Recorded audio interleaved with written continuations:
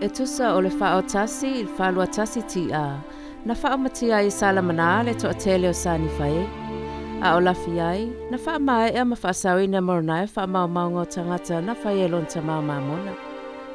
E tusa ma mea tonu na tutupolo tusia le tusia Mamona, o stasi mulmau ia Iesu Keriso.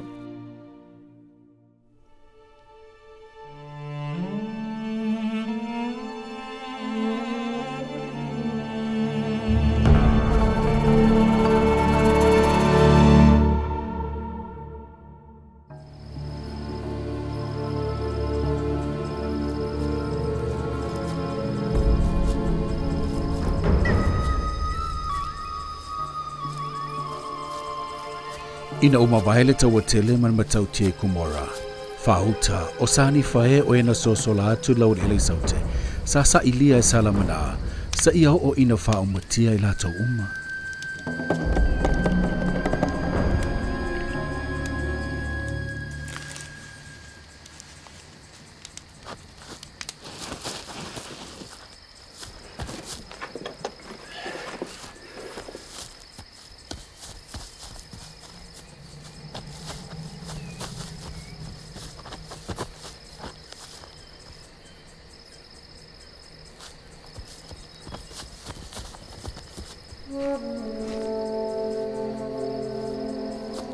Masala to fasiotia foi lo utama.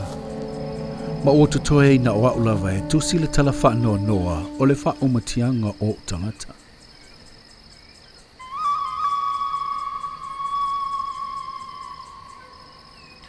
Pela to te fasiotia o te le iloa.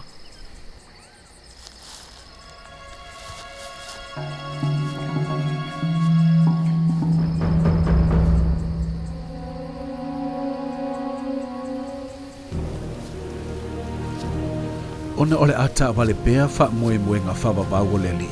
Se ia fatau nu uana fola nga uma.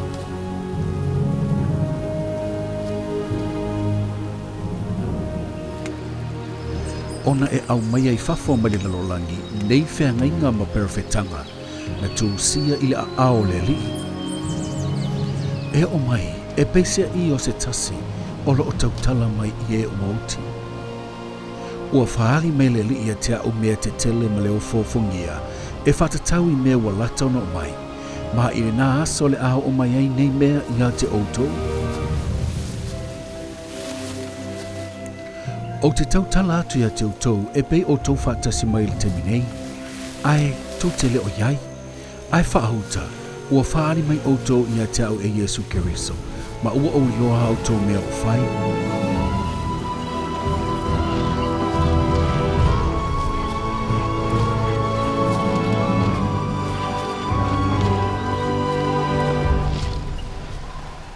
Aua to te faasala ia te au, ono lo ule ato toa, a ia Autu abatu le faafetai le atua, ina ua ia faaali atu ia te Autu o mato le ato toa, ina ia toa o ia sili atu ono to popoto, na ilo I mato.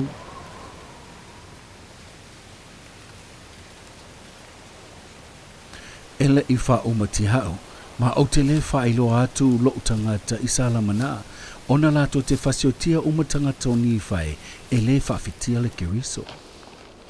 O te le faafitia le Keriso. O le mea lea, o te whelua I solo ai I so se mea ma whaiona o walu iai, mo le puipuinga o lo laueleele.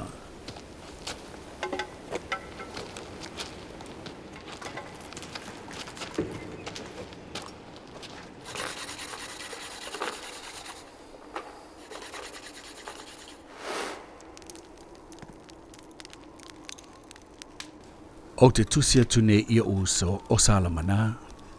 Ma o te mna o ia lato iloa wa sili atu I le faaselau ma le 2,000 umavae, talu ona tuina mai o le whailongo le fio mai o Keriso. Ma o te mau whailonga ina ni tala whamau, peha umona o tautala atu ni nei upui titi le apopo e atu ia te Autu.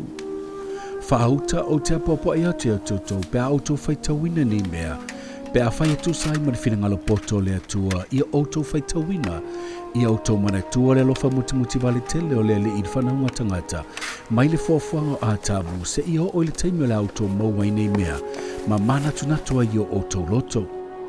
Ma pe a Autu mauai nei mea, o te apopua i ate Autu, ia Autu wole atu i le atua, le ta mawhawawau, i le swafa o Iesu Keriso, pe ua le moni nei mea. Ma a whaito te o le hatu ma le loto whamaoni, ma le manatu moni iai, ma le whaatuatua i a Keriso, o le aia whaari mai le moni o ia mea i a te Autu, i le mana o le nganga paia. Ma o le mana o le nganga paia, e ma whaino to iloa ai le moni o mea umalava.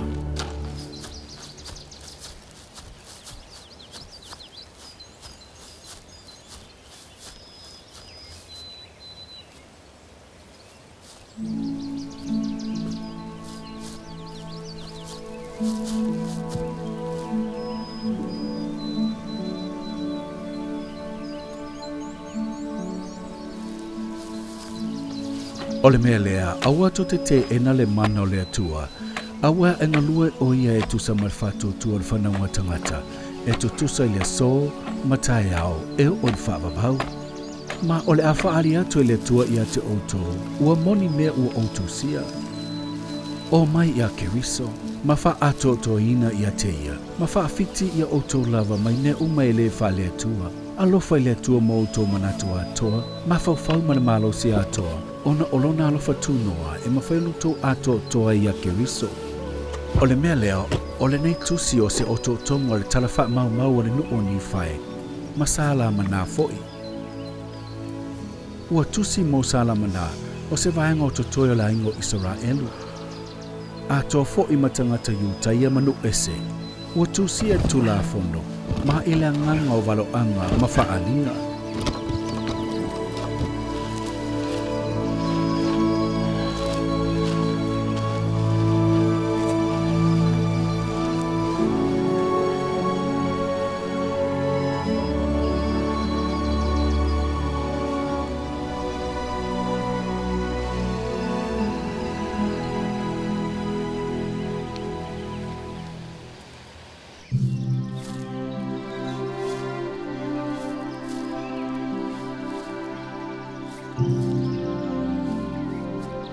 Ua tusia ma faamae'a, manatia i le Alii, ina ia au maia e ala i le mea lofa ma le mana o le atua, i le taimi ua tatau e tangata o ese. Ina ia faailoa i e o totoe o le ainga o Isaraelu, mea silisili na whai le Alii mō lātou tamā. Ma ia lātou iloa whengainga le Alii. O le ālea lafua ina esa i lātou e whaavavau. Ma le faatauina fo'i o tangata iutaia ma nuu ese o Iesu o le Keriso. Le atua e whaavavau.